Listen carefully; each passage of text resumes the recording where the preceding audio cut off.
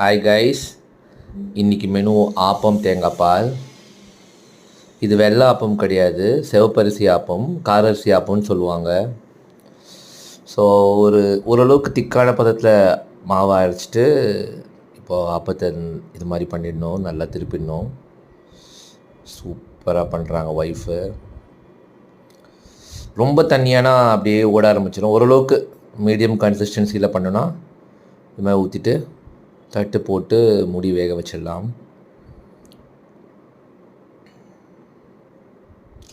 So அப்படியே தட்டு போட்டால் கொஞ்சம் நல்லா ஃபாஸ்ட்டாக வேகும். ஓரளவுக்கு வெந்துடுச்சு.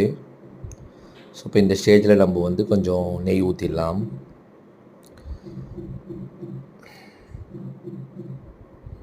அப்போ சிம்லேயே வச்சு பண்ணுங்கள், அப்போ நல்லா தான் உள்ளே எல்லாம் நல்லா வேகும். ஓரளவுக்கு வெந்துட்டுருக்கோம். இப்போது ஒரு 2 மினிட்ஸில் நல்லா வெந்துடும். அப்போது சிம்லேயே வைங்க, இல்லாட்டி தீ பிடிச்சிரும், அடி பிடிச்சிரும், கருகி போயிடும். சிம்லேயே வச்சிங்கன்னா எல்லா இடத்துலையும் ஈவனாக குக் ஆகி சூப்பராக இருக்கும். ஸோ ஆப்பம் எப்படி இருக்கணும், எட்ஜஸ் நல்லா முறுக்கலாக இருக்கணும், உள்ள சென்டரில் சாஃப்டாக பஞ்சு மாதிரி இருக்கணும். So that's the beauty of appam. அப்போ தான் அந்த கர்வ் ஷேப்பில் சூப்பராக வரும். பாருங்கள் எப்படி இருக்குது பாருங்கள். அப்போ சூப்பராக அடியில் தீயாமல் பியூட்டிஃபுல்லாக வந்திருக்கு ஆப்பம். அந்த ஒரு கப் ஃபினிஷ் இருக்குது பாருங்கள், கிண்ணம் ஃபினிஷு.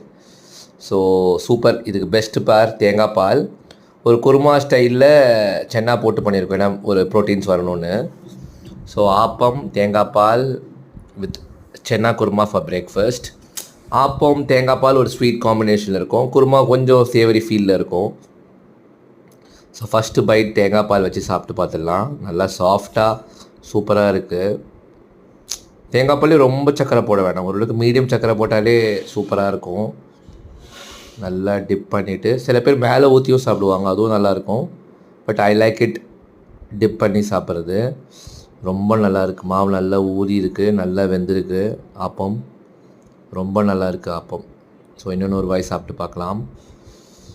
தேங்காய் பாலில் நல்லா டிப் பண்ணி. ரொம்ப ஹெல்த்திங்க இது.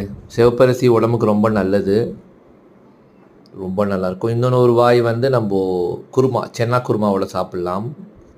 தேங்காய் அரைச்சி போட்ட சென்னா குருமாவில் ட்ரை பண்ணலாம் ஒரு வாய்.